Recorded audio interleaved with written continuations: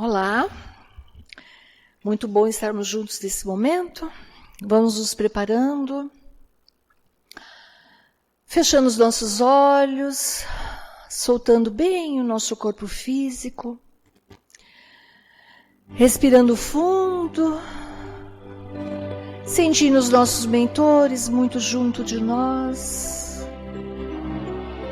Esse mentor querido que durante todo o dia nos ampara, nos intui, nos protege. Vamos sentindo a presença junto de nós, de Joana, mentora da nossa casa, irmã Rosária, que juntas nos recebem de braços abertos, sempre que aqui nos conectamos a essa casa. Mesmo que não estejamos aqui presentes fisicamente, mas que estamos ligados mentalmente à casa. Vamos sentindo toda a espiritualidade amiga, felizes por estarmos juntos nesse instante, numa conexão maior com o Criador. Vamos sentindo Maria em suas paragens, ela nos abraça. Essa mãezinha querida nos envolve em seu manto azul. Esse manto que nos traz proteção, nos traz acolhimento, nos reporta ao colo da nossa mãezinha, que tanto precisamos no nosso dia a dia. Junto com nossa mãe vamos chegando até Jesus, nosso irmão maior. Esse nosso guia, nosso modelo, nosso mestre, dizendo: mestre, obrigada por tudo que nos ensina a cada instante. E todos juntos vamos chegando até Deus, nosso Pai, que nos aguarda de braços abertos, com um sorriso no rosto, feliz por estarmos unidos nessa conexão. E é esse Pai de luz e de misericórdia que nós dizemos: Pai nosso que estás nos céus, santificado seja o vosso nome. Venha a nós o vosso reino. Seja feita, Pai, a tua vontade, assim na terra como no céu. O pão nosso de cada dia nos dai hoje. Perdoa, Senhor, as nossas ofensas, assim como nós perdoamos a quem nos tem ofendido. E não deixeis cair em tentação, mas livra-nos, Senhor, de todos os males, porque vosso é o poder, o reino e a glória. Que assim seja, graças a Deus. E vamos agora, mantendo-nos equilibrados, serenos, nos preparando para receber os tratamentos da tarde. Abrindo bem os nossos corações, nos ligando a toda essa espiritualidade, recebendo tudo aquilo que viemos buscar. Aos assistidos de tratamento de P2, vamos nos ligar a essas equipes espirituais, sentindo a projeção da luz azul, envolvendo todo o nosso sistema nervoso central, harmonizando e equilibrando a energia dos nossos chakras, um a um. Todos eles, para que funcionem adequadamente dentro de um equilíbrio que buscamos. Que assim seja. Aos assistidos de tratamento de CH, vamos nos ligando com essas equipes, sentindo a projeção da luz rosa, um rosa intenso e muito brilhante, envolvendo cada um dos assistidos em muito amor e muito carinho. Que esse rosa chegue até os nossos corações, abrandando e aumentando a nossa capacidade de amar. Que assim seja. Aos assistidos com tratamento em P3B, Rogamos a projeção da luz branca do Cristo, que vai envolver todos os encarnados e desencarnados aqui presentes.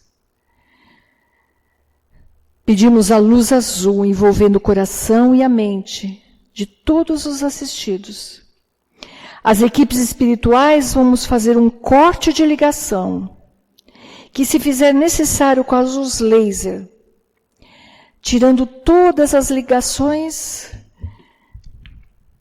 que a espiritualidade designar. Pedindo a luz azul envolvendo todo o sistema nervoso central, periférico e neurovegetativo. Luz rosa claro do nosso cardíaco, aumentando os nossos sentimentos, e uma luz amarela muito intensa no nosso frontal, aumentando os bons pensamentos e a nossa conexão com o mentor individual. Vamos colocando uma cúpula em cada um dos assistidos, uma cúpula rosa clara brilhante da cabeça aos pés, para que o tratamento se fixe, até quando for necessário, que assim seja.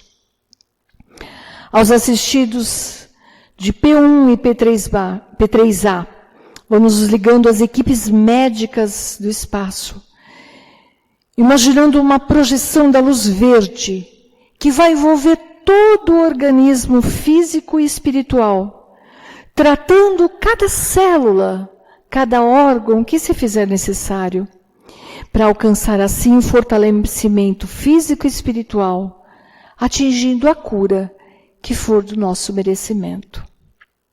Pedindo a todos nós, encarnados e desencarnados, que sejamos envolvidos pelas bênçãos do Mestre Jesus e que cada um de nós possamos nos manter numa cúpula protetora até o próximo tratamento. Agradecidos que somos a toda essa espiritualidade e essa casa bendita que nos trata e nos fortalece a cada instante. Que assim seja, graças a Deus.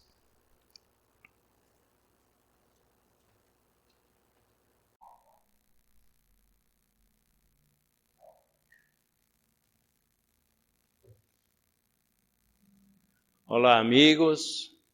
É uma alegria estar com vocês aqui mais uma vez, para juntos trocarmos algumas ideias e procurarmos aprender um pouquinho sobre o Evangelho do Mestre, sobre a oportunidade de entendermos um pouquinho. Vai ser bastante difícil ainda, né, em pouco tempo, mas de entendermos um pouquinho o que Cristo nos deixou, o que Ele espera de nós, né?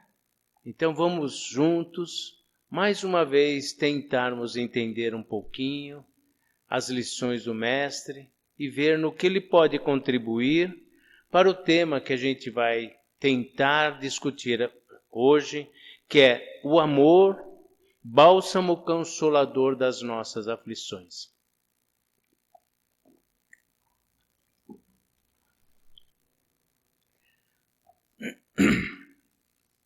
No Evangelho segundo o Espiritismo, no capítulo 5, Bem-aventurados aflitos, nós vamos encontrar uma passagem, né? Nas causas atuais e anteriores das aflições. Ali a gente vai poder compreender um pouquinho dos ensinamentos do Mestre, e Kardec nos traz uma visão através deste capítulo. Qual é a base que precisamos entender? Porque uns sofrem enquanto outros desfrutam. Porque a morte bate à minha porta enquanto a vida bate à porta de outrem. Porque uns desencarnam enquanto outros reencarnam. Porque uns desfrutam dos prazeres do mundo, enquanto outros vivem perdido debaixo das pontes, nos casebres, nos asilos, nos leitos de dor, nos leitos de sofrimento. Assim, esta passagem do Evangelho nos traz a resposta e o conforto e o consolo que precisamos a respeito dos ensinamentos do Mestre. E Joana fortalece esse nosso entendimento e aprendizado ao nos ensinar a vivenciar o amor de Deus por nós. Um Deus que está dentro de nós. Um Deus que não é punitivo. Um Deus que nos tira da cegueira do egoísmo, que entorpece os nossos corações e que até então nós o tínhamos como um Deus que nos dava o medo da morte, da culpa e do pecado. Como se esse Deus fosse um Senhor punitivo, pois que a gente tem uma visão distorcida de Cristo e dos ensinamentos do Mestre Jesus. Porque na época, no início do cristianismo, a Igreja Católica colocou, e talvez isso era muito necessário naquele momento, que precisava ter algo em que temêssemos. E aí nós cumpríamos os pecados pela culpa, pelos nossos erros, e aí a gente temia a Deus. Nós fomos aprendendo ao longo do tempo a temer a Deus. Mas hoje a gente sabe que este Mestre Jesus, quando veio na terra, ele veio para nos consolar e nos confortar e nos mostrar, acima de tudo e em primeiro lugar, que Deus está dentro de cada um de nós. E que este amor incondicional só vai fazer com que a gente se transforme à medida de que o que eu quero para mim é aquilo que eu quero ao meu semelhante. E que o que eu quero ao meu semelhante é aquilo que eu desejo para mim. Ou seja, a partir de uma nova visão, de um olhar para dentro, de olhar interior, de sentirmos que não mais somos criaturas punidas pelos nossos erros. Nós vamos compreender que nós hoje estamos na terra resgatando os nossos erros e defeitos, porque a terra é um mundo de expiação e prova. Não é um mundo de regeneração ainda, gente. É um mundo de expiação e provas. E como tal, nós estamos aqui expiando. Nós estamos aqui resgatando as nossas dívidas, os nossos erros, os nossos defeitos, e não vai ser nessa única encarnação que nós vamos comprar um terreno, um lote no nosso lar ou qualquer outro plano espiritual. E muito menos vamos ser jogados no umbral. Porque até então a gente tinha uma visão de que nós espíritas entendíamos até então que, e ainda para muitos, né, que o umbral é para aqueles que não se transformam. E todos nós evoluímos, todos nós crescemos, ainda que estacionemos tudo aquilo que trouxemos de bagagem, de acordo com as mais diversas encarnações que tivemos, a gente não perde, ela estaciona. E então, nós temos a oportunidade de resgatar, e esse planeta é exatamente isso que vivemos hoje. Então, não adianta entendermos de uma outra forma, onde nós vamos pagar os nossos pecados e vamos viver livre da culpa, ou vamos assumir a culpa por não conseguirmos pagar os nossos pecados. Joana de Ângeles nos ensina tão bem a respeito disso, quando ela nos fala que no futuro a culpa e o pecado não existirão mais no dicionário do espírita, e muito menos do cristão dos próximos milênios, porque estas palavras e atitudes, elas serão substituídas pela palavra responsabilidade, ou seja, nós somos responsáveis pelos nossos atos e por nossas atitudes. Então, irmãos, eu gostaria de dividir com vocês uma historinha que eu ouvi numa palestra do Divaldo e que vai refletir bastante para a gente a respeito do que é o amor e do que é o perdão. Não o perdão como a gente o entende hoje, o perdão que é reflexo do nosso nível de vaidade. A gente perdoa, mas não quer ver mais a criatura. A gente perdoa, mas para que a gente possa dizer a gente mesmo, e às vezes até para humilhar a nossa criatura que perdoamos, que somos bonzinhos, quando na verdade somos criaturas iguaizinhas a eles. Então, quando falo da responsabilidade que nos pede Joana, e que tão bem traz nessa passagem do Evangelho, essa responsabilidade faz nós termos um olhar para o nosso semelhante igual nós temos a nós. Quando nós olharmos no erro do nosso irmão, nós vamos olhar para dentro de nós e dizer: o que isso está querendo me ensinar? O que isso está trazendo de contribuição para o meu crescimento, para a minha evolução?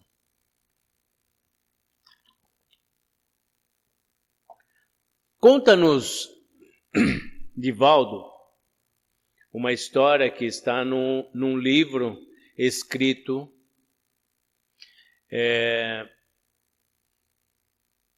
um livro, me fugiu o nome agora, mas é uma literatura, não é uma história fictícia, e que na Primeira Guerra Mundial passou despercebido a morte dizimada de aproximadamente 1,5 milhão de armênios pelos turcos.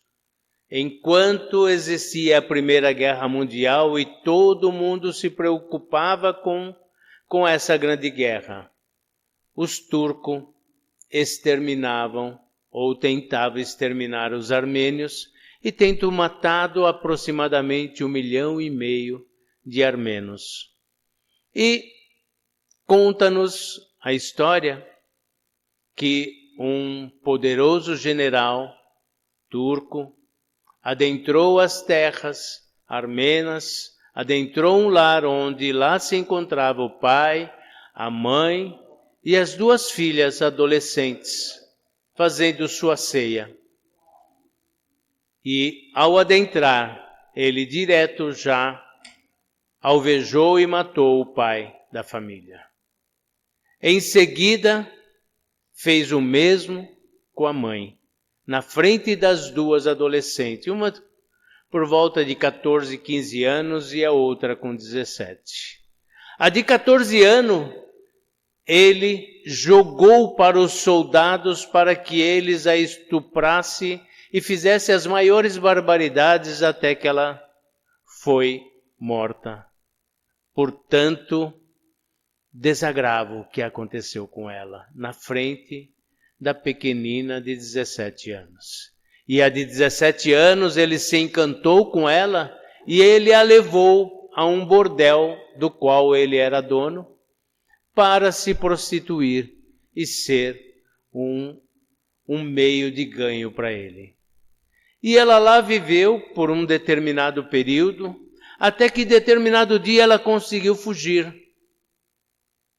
E ao fugir, ela foi para Istambul.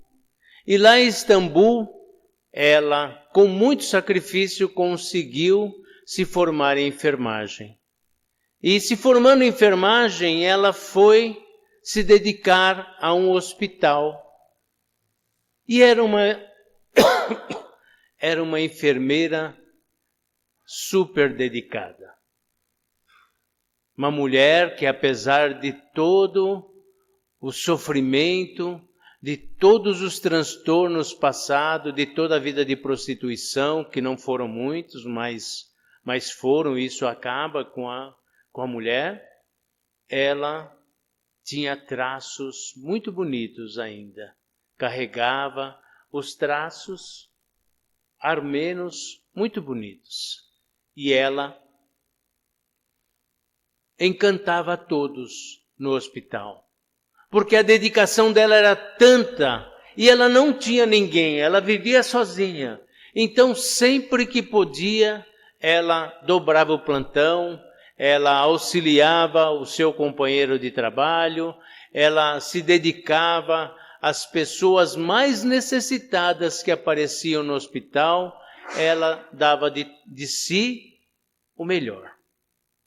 E um determinado dia chegou uma determinada criatura poderosa do governo para ser tratada.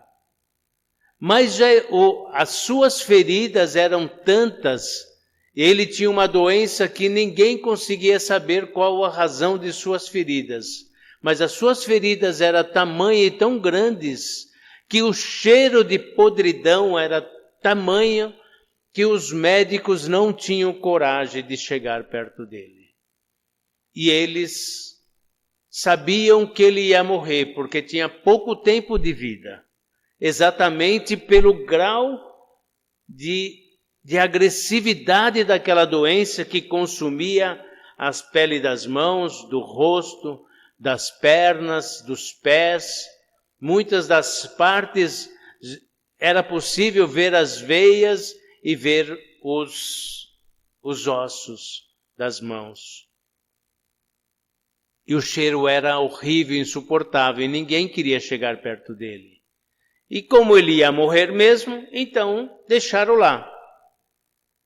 E todos não queriam cuidar dele. Até que o dono do hospital, como ele era uma figura muito importante, pediu a essa enfermeira, sendo dedicada, se ela não se importaria de cuidar dele. Porque era uma figura importante e aquilo era importante para o hospital. E ninguém até então tinha se proposto a fazer isso. E ela prontamente se propôs. Eles tinham dado poucos dias, talvez uma semana, 10 dias de vida. E ela começou a cuidar com muito carinho. Tirava os pedaços de carne podre, passava a medicação, aplicava tudo aquilo que existia na época, 1920, possivelmente, logo após o fim da Segunda Guerra, da Primeira Guerra, né? E ela começou a cuidar. Passada a primeira semana, ele não morreu. Passaram 10 dias, ele também não morreu. Passou-se 15 dias, ele continuava vivo. E ela, dedicada 24 horas, ela, nos primeiros dias, dormia no hospital para cuidar dele. Passado 1 mês, 2 meses, 3 meses, 6 meses. Até que, passado esses 6 meses, ele estava completamente curado. E ele teve alta. E quando ele teve alta, ele chegou ao diretor do hospital e disse: Bom, meu amigo, você sabe que eu sou uma pessoa muito importante e influente dentro do governo. Quem é que cuidou de mim que eu quero promovê-lo, quero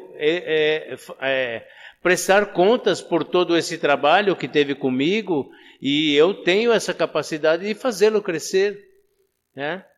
E também vou indicar o seu hospital às autoridades para que eles possam dedicar recursos e vocês possam ser acariciados. E o diretor do hospital humildemente disse: Senhor,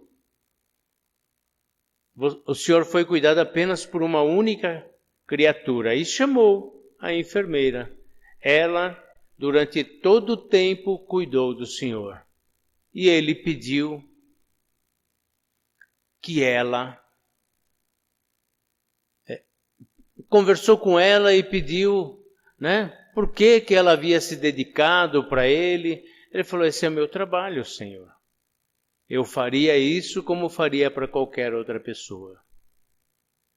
E ela era de poucas palavras. E como ela era armena, ela não tinha um palavreado turco, né, tão afinado, apesar de morar há muito tempo. Mas como ela convivia sozinha, ela cuidava de doente, ela se dedicava, ela não tinha tempo para aprender melhor o turco, né? Mas ela falava. E ele falou: mas você não me parece que é da nossa raça. Você me parece que é de uma outra raça. Ela falou: sim, Senhor, eu sou armeno, eu sou armênia, né? E ele: eu sei, a gente teve em guerra, nossos dois países estiveram em guerra. Ela falou: sim, Senhor, eu me lembro muito bem do Senhor. E ele levou um susto. Como se lembra muito bem de mim? Eu me lembro que naquele dia o Senhor entrou na cidade, entrou na minha casa, matou meu pai, matou minha mãe, deu a minha irmã para que os soldados a matassem e me prostituiu. E ele falou: mas você cuidou de mim? Você não teve ódio? Não quis me matar? Primeiramente ele falou: você não teve ódio de mim? Me reconhecendo? Ela falou: eu reconheci logo a primeira oportunidade. Mas você não quis me matar? E ela lhe disse: Senhor, se eu carregasse ódio dentro de mim, eu teria ressentimento. E então você me perdoou? Não, porque se eu tivesse de perdoá-lo, eu continuaria com aquele ressentimento. Mas o meu amor à profissão era tão grande, e a minha dedicação e o meu voto para com o meu semelhante era tão grande, que eu simplesmente o amei, como eu amei a todos aqueles que eu cuidei até aqui. E o homem teve um choque tão grande. E essa é a história, gente. Essa é a história de uma enfermeira que sublimou o perdão, que entendeu a mensagem cristã. A maioria de nós ainda não é capaz de olhar nos olhos daquele que nos feriu, que dirá de alguém que matou a nossa família. Nós ainda somos um pouco animais, nós ainda não conseguimos perdoar como deveríamos perdoar. A gente ainda carrega muito sentimento de ressentimento dentro de nós. E como eu falei, quando a gente muitas das vezes perdoa, é com um olhar de autoridade, de superioridade, um olhar egóico, um olhar onde eu digo a mim mesmo eu perdoo, pois eu sou melhor do que ele. Quando muitas das vezes, quando você o perdoa, aquele perdão pode ser da boca para fora. Mas muitas das vezes esse perdão também é uma humilhação para aquele que você o fez com um olhar de desdém, um olhar de vaidade e de orgulho. Nós ainda não conseguimos entender a palavra cristã de conjugar o verbo amar. Nós ainda não conseguimos sentir o bálsamo do amor refletido dentro dos nossos corações. Apesar desse momento que vivemos, onde a pandemia exigiu que nós tivéssemos um olhar diferenciado para nós mesmos, um olhar para as nossas famílias, para os nossos lares, para os nossos entes queridos, um olhar de convivência harmônica. O ódio e a rivalidade têm cada dia mais predominado e tomado os corações da maioria de nós. Onde é que está o ensinamento cristão? Onde é que está o ensinamento do amor dentro de nós? Quando nós carregamos todos esses sentimentos, nós esquecemos de conjugar o verbo amar. Nós esquecemos que o amor transcende fronteiras, que o amor é a essência maior da vida e que este sentimento tem que estar brotado dentro de nós. Quando você carrega esse sentimento dentro de você, você não percebe que alguém te fez mal, porque muitas das vezes você não tem a coragem de dar a outra face, mas você dá uma face e não revida, porque aquilo não te magoou. Quando você sente que você dando a face, você se magoa, é porque algum sentimento ainda não está bem feito, bem realizado dentro de você. E aí você muitas das vezes explode.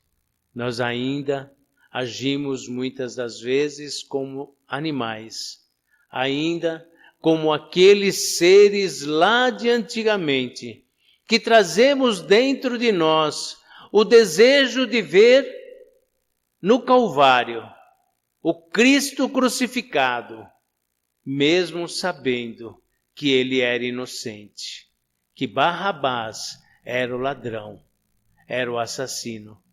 Nós absolvemos ele e condenamos o outro, porque aquilo trazia um ego, uma satisfação interior. Então, irmãos, é hora de refletirmos, é hora do Natal, é hora do nascimento de Cristo dentro dos nossos corações, é hora de amarmos os nossos filhos, os nossos pais, os nossos maridos, as nossas esposas, os nossos amigos, os nossos inimigos, que assim nos consideram. É hora de revermos a forma de elevarmos o nosso pensamento. Porque quando dizemos ao Pai, perdoai as nossas ofensas ou as nossas dívidas, assim como nós perdoamos aqueles que nos ofendem e que nos devem. Fazemos isso? Se não estamos agindo desta forma, vamos refletir, vamos reavaliar a nossa condição de cristãos, vamos fazer uma prece ao Pai dizendo: Pai de infinita misericórdia e amor, obrigado pela oportunidade da vida. Obrigado, Senhor, pela graça da reencarnação em mais um dia na terra. Obrigado, Senhor, pelo ar que respiro. pelo alimento que não me faz falta, pela água que hidrata o meu corpo, pela força e sustentação desse plano espiritual maior que não me desampara nenhum dos dias de minha vida.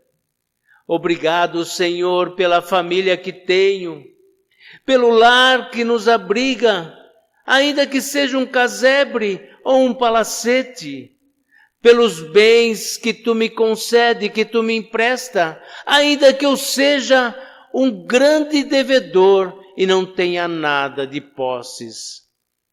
Obrigado pela forma como eu cuido dos talentos que Tu coloca em nossas mãos. Obrigado, Senhor, pela indiferença do ser humano, pela intolerância que vivemos nos dias atuais, pela injustiça, pela ingratidão, pela animosidade. Obrigado, Senhor, pelas atribulações, pelas dificuldades, pelos problemas, pelos obstáculos que vivenciamos em nossa vida. E obrigado, Senhor, pela forma como Tu nos auxilia a perseverar na superação de todas estas adversidades. Obrigado, Senhor, pelo bem que Tu me dá. Obrigado, Senhor, pelo bem que Tu nos protege, pelo mal que Tu nos protege. Mas obrigado, Senhor, pelo mal que pela Vossa justiça divina Tu permitir nos atingir, para que se cumpra a Vossa misericórdia. Obrigado pelo trabalho que tenho.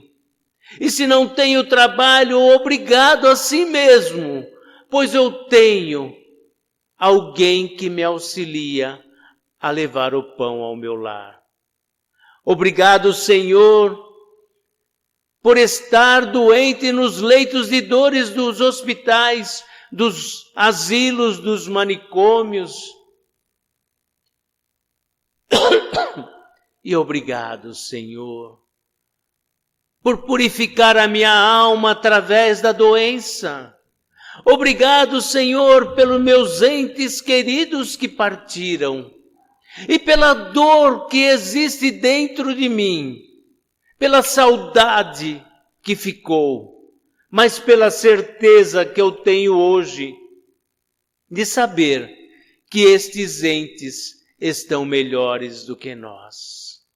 Obrigado, Senhor, pelos braços fortes que temos, pelos olhos que veem o brilho do sol, as estrelas do firmamento, o azul infinito do céu, o verde das matas, os ouvidos que podem ouvir o canto dos pássaros e o trovoar dos trovões que trazem a chuva que purifica o ar. Obrigado, Senhor, pelas Tuas mãos generosas, que quando me tiram, me consolam e me confortam. Obrigado por todas as vezes que a Tua mão me concede, Senhor. Principalmente agradeço pela oportunidade que Tu nos oferece, quando ao nos dar, nos orientar, nos consolar e nos fortalecer, para que não nos deixemos levar pelo poder, pelo egoísmo, pela vaidade e pelo orgulho. Obrigado, Senhor, por este dia, por este Natal abençoado, por despertar em cada um de nós o sentimento do amor verdadeiro e de aprendermos hoje a sermos melhores do que ontem, para que amanhã sejamos melhores do que hoje. Obrigado, enfim, Senhor, pelos amigos que temos e por aqueles que se consideram nossos inimigos, aos quais rogamos a Vós que eles recebam as bênçãos divinas, para que despertem para essa luz maravilhosa e misericordiosa que um dia despertou dentro de cada um de nós. E se mesmo assim surgirem necessidades entre nós, que todo esse mal que nos desejam se transforme em bênçãos e luz e retorne a eles em agradecimento por nos dar a oportunidade de percebermos o quanto estamos longe de ser alguém melhores.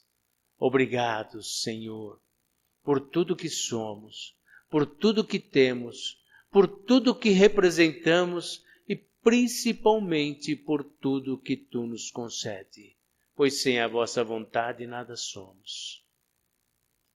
Que assim seja, Senhor.